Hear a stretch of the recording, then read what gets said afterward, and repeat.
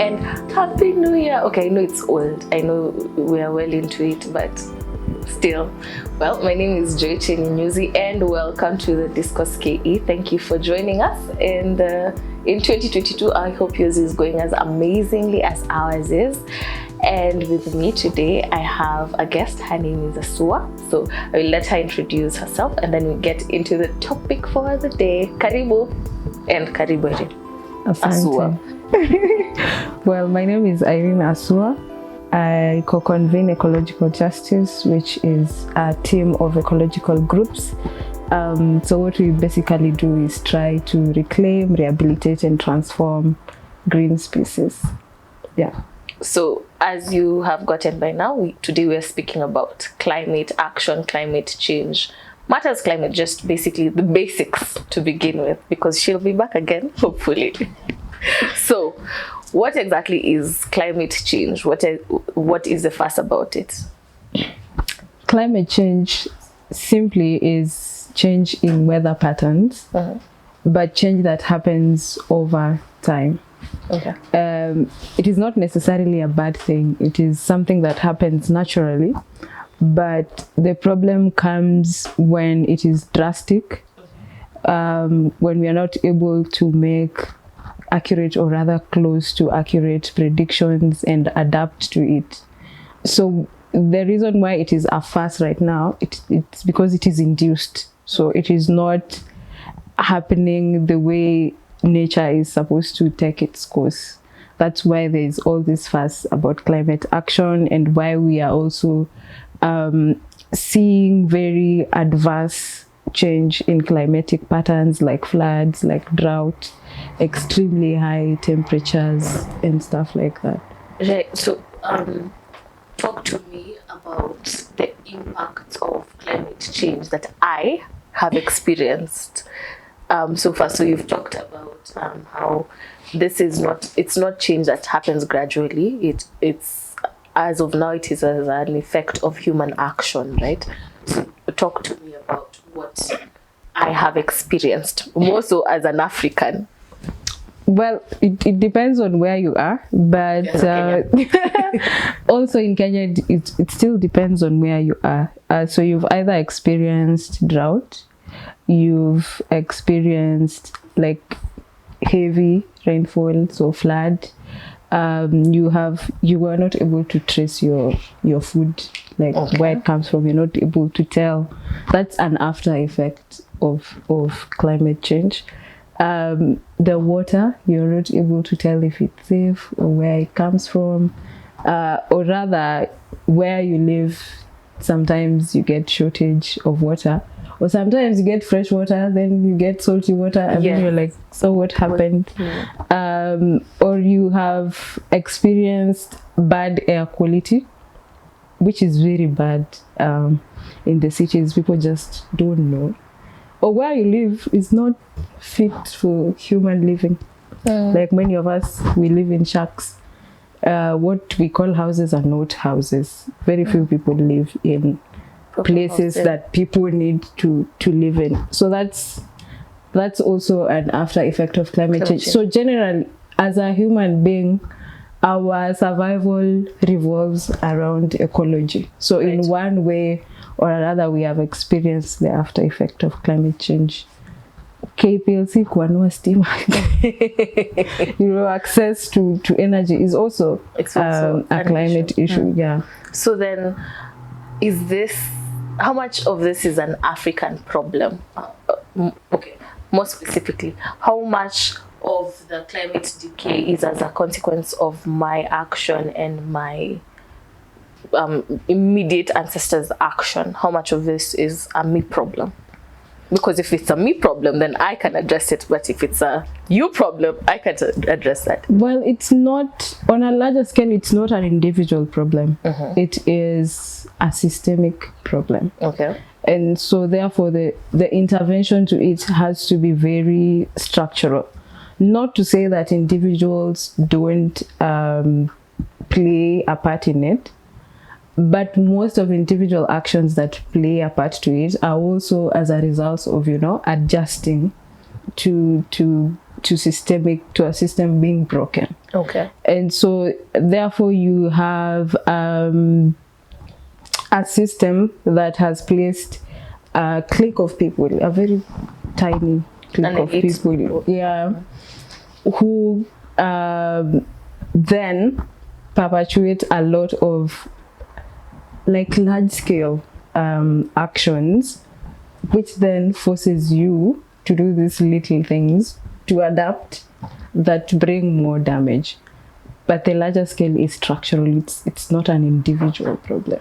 Oh, so it's like, for instance, if someone somewhere, say for instance, mined a lot of minerals, and then they weaken maybe the ground.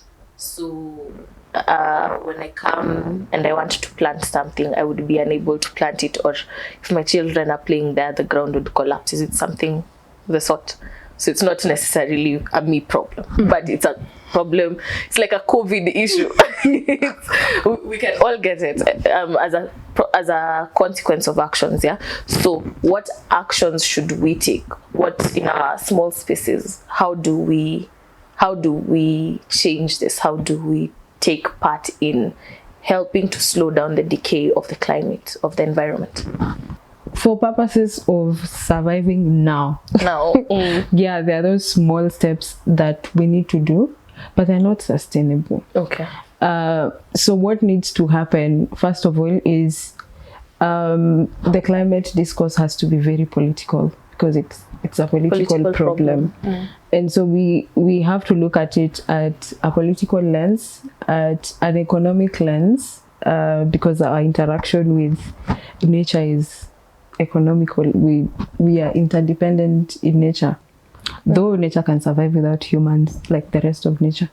And we also have to look at it socially, because again, as Africans, we do not look at nature as something that we just extract from and it ends there. So this is how we view nature. And so we have to reach a point where when people are doing their campaigns, when people are doing their acts of resistance, ecology is at the core of all that. And for that to happen, the conversation also has to broaden, because at the moment it is reduced to something that is at the periphery and it's just about trees and everything, when it is about basically the survival of all living savings. It's about the quality of life. Like I said, it's about very basic necessities that human beings need to access. So that is what needs to happen. We need to start looking at it from a political lens.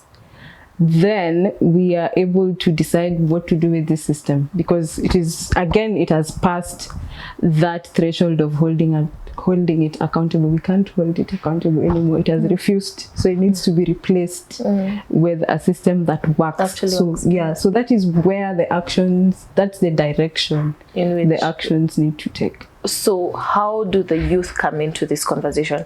This is an election year, and you have mentioned a bit of how when people are campaigning, they should also talk about how we can coexist with nature. So and how we can move forward, So then what is the role of the youth in this discourse? What is the role of the youth in advancing this change of system that we would want? So the youth are at the center of people who are bearing the brunt of the climate emergency right now. The last time I checked the African population, it was an adolescent population. I guess that is what it still is up to now. So it means actually a lot of people are teenagers, not even 20. If we usually joke that if you're 25, you're older than half of Africa. That's how young. I don't like that joke. That's funny. How young the continent is. And so you're looking at a potential which could also be a threat. Because if you have a large group of people with very minimal resources, then there is bound to be horizontal violence, which is even more detrimental to the structural violence that already exists. So So we are here now as young people bearing the brand. So that means if it is not fixed, we are the same people who are going to be extinct. Yeah, because we have the emergency already. We are not predicting anymore. In 5 years to come, the lake is going to rise. It has risen. Yeah. The caps of Mount Kirinyaga are already doing their thing. So we are not saying this is something that's gonna happen. It's already happening. If we don't fix it, we are the ones on the forefront. Yeah. So, as a parting shot, what would be your call? What is it that why are you so passionate about this as your parting shot? What is your call to action? How do we rally behind you? Like I said, it's survival. I am worried about being extinct. You are your generation. Me, well, I don't intend to bring forth another generation. And other people. So we are talking about survival here. That is what we are talking about. And I am very passionate because it's about the dignity of life. Okay. We need to live as human beings. At the moment, I don't know what we are doing because we are not, well, we are on survival mode, but I would say we are surviving. And my call to action is that this is something for everyone. I understand that historically, and also because of colonial legacy, it looks like an alien thing, but it is not alien. It is something that is at the core of us. We are very innate. We are parts of nature. We are not people sitting somewhere looking into nature. So we are nature fighting for itself. Yeah, that's my parting shot. Thank you. I hope you can come again and then we can revisit the